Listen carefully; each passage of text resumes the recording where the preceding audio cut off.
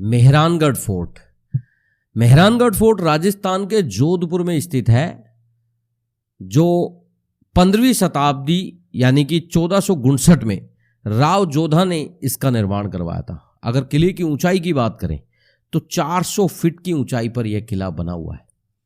किला बाहर से कुछ इस तरीके से दिखाई देता है। यह राजस्थान के ही नहीं, भारत के विशालतम किलों में से एक है। इस किले के पीछे काफी सारी हिस्ट्री है। आज इस वीडियो में मेहरानगढ़ फोर्ट की हिस्ट्री के बारे में जानने को मिलेगा।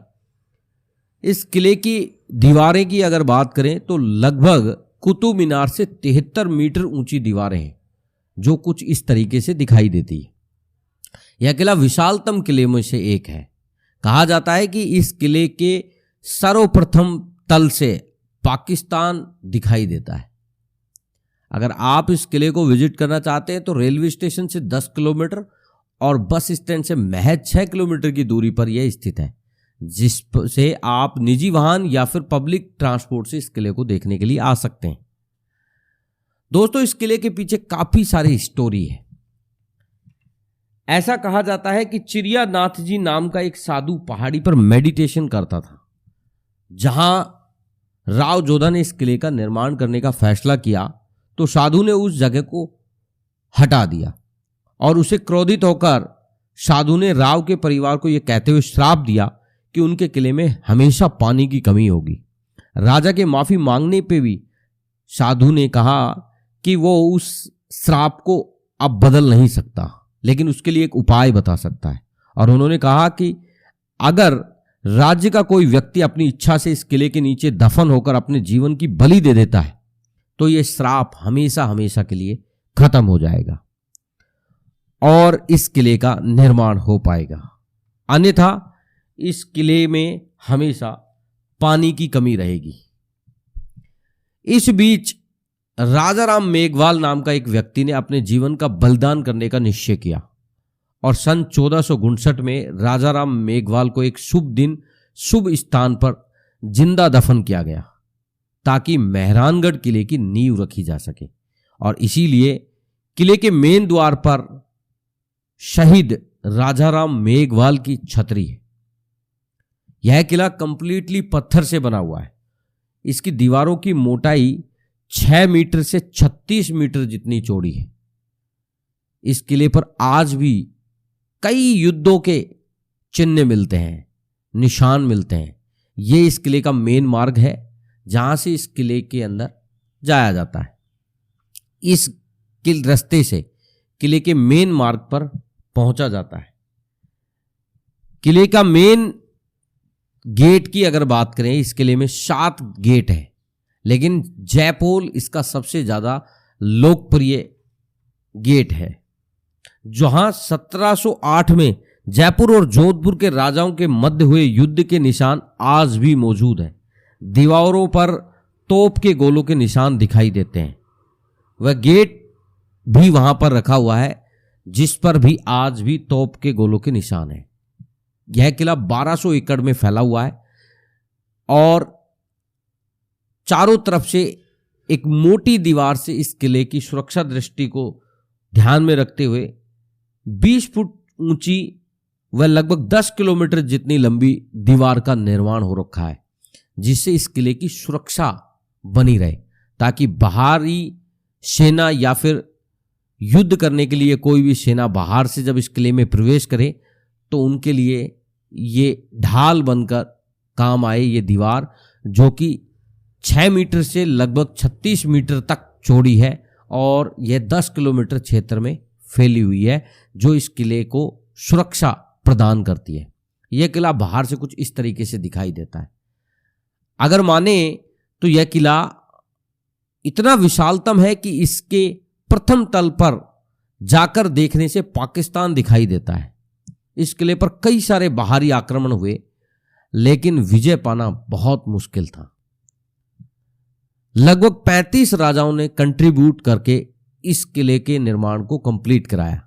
इस किले के नींव राव जोधा ने जरूर रखी थी, लेकिन इस किले को 17वीं शताब्दी में वहां के शासक ने इस निर्माण को कंप्लीट कराया। इस किले के अंदर काफ़ी चौड़ी चौड़ी दीवारें हैं जो इस तरीके से दिखाई देती है।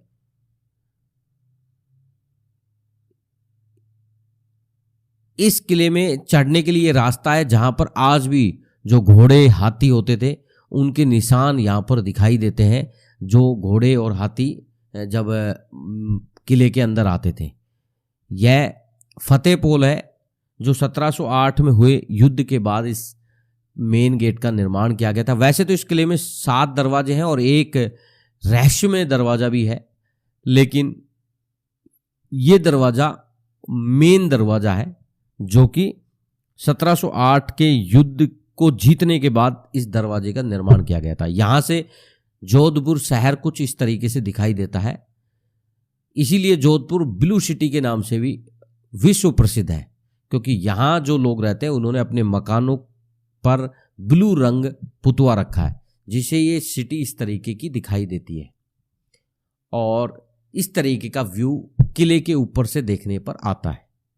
ये इस तरीके से फव्वारे चल रहे हैं और किले के सबसे ऊंचे फ्लोर पर तोप इस तरीके से रखी हुई है। यहां पर ये तोप के सामने जो जगह है, यहां से जब कोई बाहरी आक्रमण होता था तो यहां से गोले बरसाए जाते थे। इस तोप को आप एडजस्ट कर सकते हैं, मतलब ये ऊपर नीचे एडजस्ट होती थी और यहां से फिर जब बाहरी कोई सेना या बाहरी कोई युद्ध होते थे, बाहरी लोग जब इस किले पर कब्जा करने के लिए आते थे तो यहाँ पर इससे गोले बरसाए जाते थे। कुछ दीवारों के अंदर ऐसे छेद भी बने हुए हैं, उन छेद से जो बाहर नीचे की तरफ जो लोग, ये जो छेद आपको दिखाई दे रहे हैं, जो नीचे लोग खड़े रहते थे, यानी कि कोई मतलब दुश्मन की सेना जो खड़ी रहती थी, उनके ऊपर यहाँ से गर्म खोलता हुआ पानी डाल दिया जाता था, जिससे वो पानी उन पर गिरता था और वो लोग वहाँ से भग जाते थे। यानी कि इस तरीके से तोप है जो किले की जो छत है उसके ऊपर चारों तरफ रखी हुई है। जहाँ से भी दुश्मन का अटैक होता था वहीं पे ये तोप चला दी जाती थी, जिससे दुश्मन भाग जाता था और ये इस तरीके का व्यू यहाँ से दिखाई देता है। और इस किले की खास बात यह है कि ये किला काफ़ी ऊंचाई पर था, इसलिए यहाँ पर पानी की पूर्ति के लिए जो किले में रहते थे उनके पानी की पूर्ति के लिए इस तरीके के रहट लगाए हुए हैं और ये किले के चारों तरफ, यानी कि टोटल 5 रहट हैं इस किले में जो इस तरीके के हैं। इनसे पानी की सप्लाई होती थी, जो यानी कि नीचे से पानी ये ऊपर लेकर आते थे और फिर वहाँ से जो किले के अंदर जो रहने वाले हैं उन लोगों के पानी की पूर्ति होती थी। और इस तरीके से ये किला बना हुआ है। आजकल इसको म्यूजियम का रूप दे दिया है, यानी कि यहाँ पर बाहरी पर्यटक के रूप में यहाँ पर आ सकते हैं, जिसके लिए निश्चित फीस है। अगर आप भी इस किले को देखना चाहते हैं तो आप विजिट करते हैं तो 200 रुपये इसमें फ़ीस है। आप फीस पे कर कर इस किले में आ सकते हैं। किले में आप 2 तरीके से आ सकते हैं, इसमें लिफ्ट भी लगी हुई है। राज परिवार की शाही सवारी जो कि इस तरीके से निकलती है, ये शाही सवारी है जो इस किले का जो राज परिवार है उनके द्वारा निकाली जाती है, जो दशहरे के अवसर पर निकाली जाती है। जब दशहरा होता है तो इस तरीके से यहाँ पर हाथों में तलवार लेकर जो वहाँ के राजवंश के जो शासक हैं जो आज जीवित हैं उन लोगों के द्वारा इस तरीके से एक सवारी निकाली जाती है।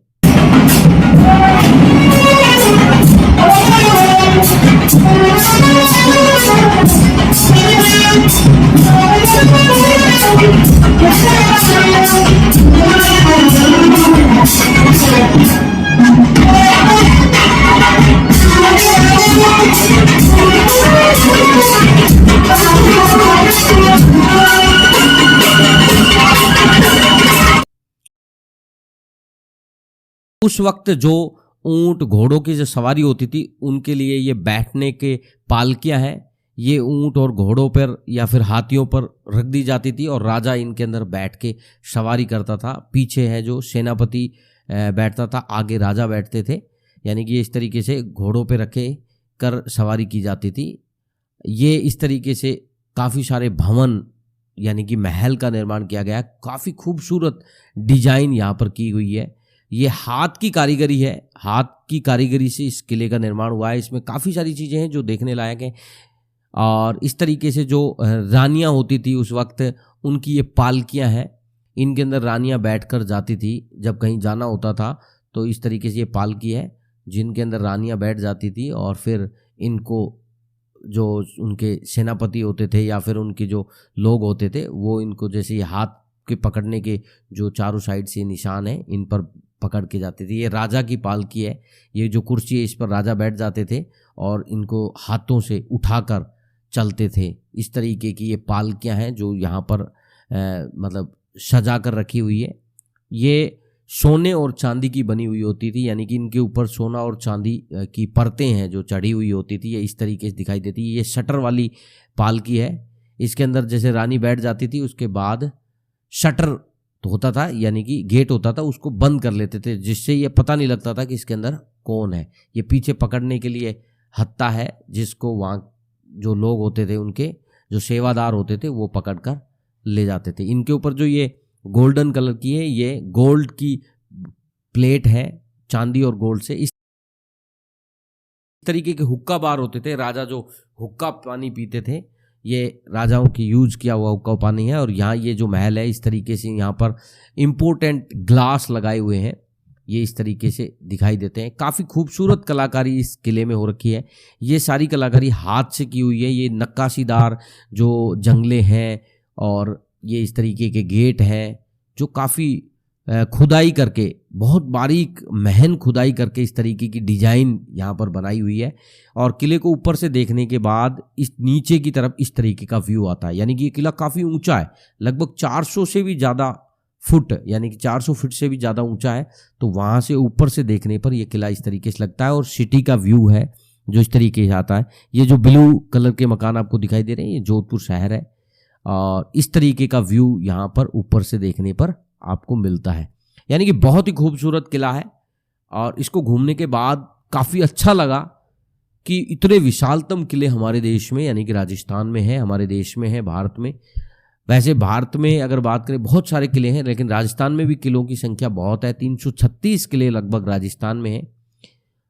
और इसके अलावा यहाँ पर पालने जो राजा जो होते थे उस वक्त, उनके जो बच्चे होते थे उनको झुलाने के लिए इस तरीके के पालने हुआ करते थे जिन पर सोने और चांदी की परतें चढ़ी हुई होती थी।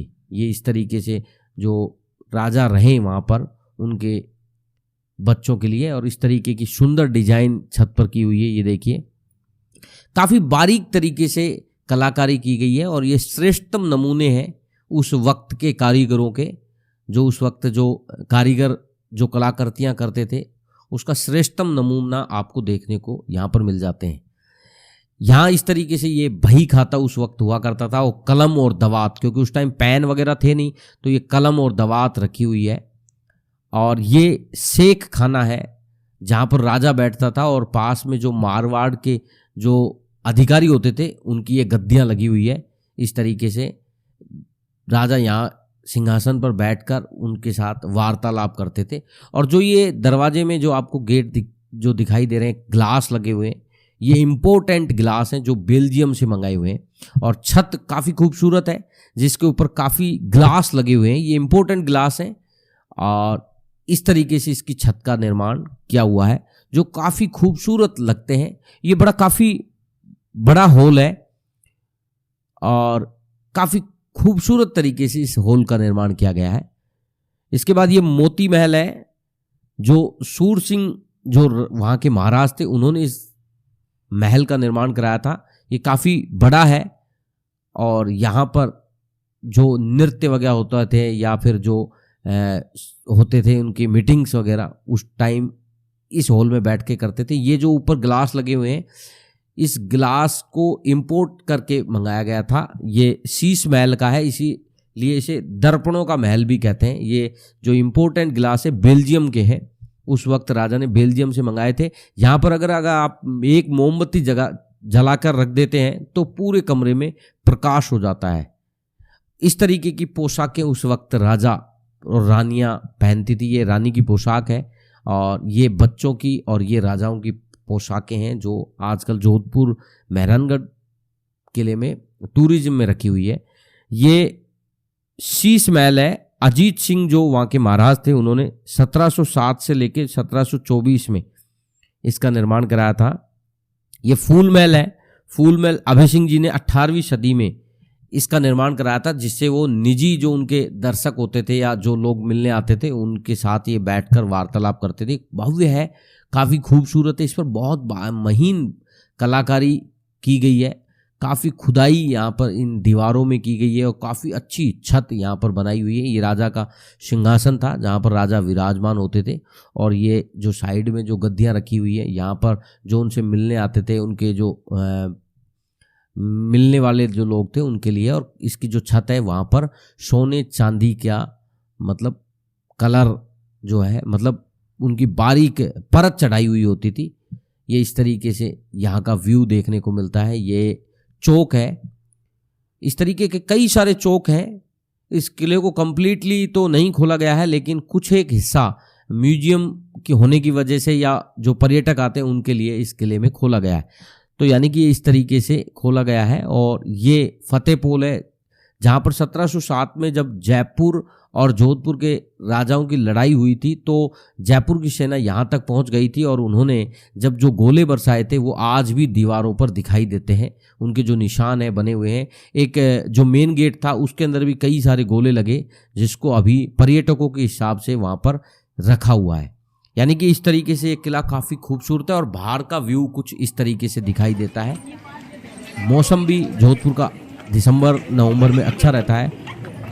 अगर आप भी इस किले को देखना चाहते हैं तो आप जोधपुर हवाई मार्ग या फिर ट्रेन मार्ग से आ सकते हैं, क्योंकि दोनों सुविधाएं अवेलेबल हैं। और वहां से आने के बाद आप प्राइवेट वाहन से या फिर टैक्सी के माध्यम से आप इस किले के भ्रमण के लिए आ सकते हैं। यह किला जोधपुर शहर के बीचों बीच है और काफ़ी भव्य है। ये भारत के विशालतम किलों में से एक है और ये इस तरीके का किला दिखाई देता है। धन्यवाद।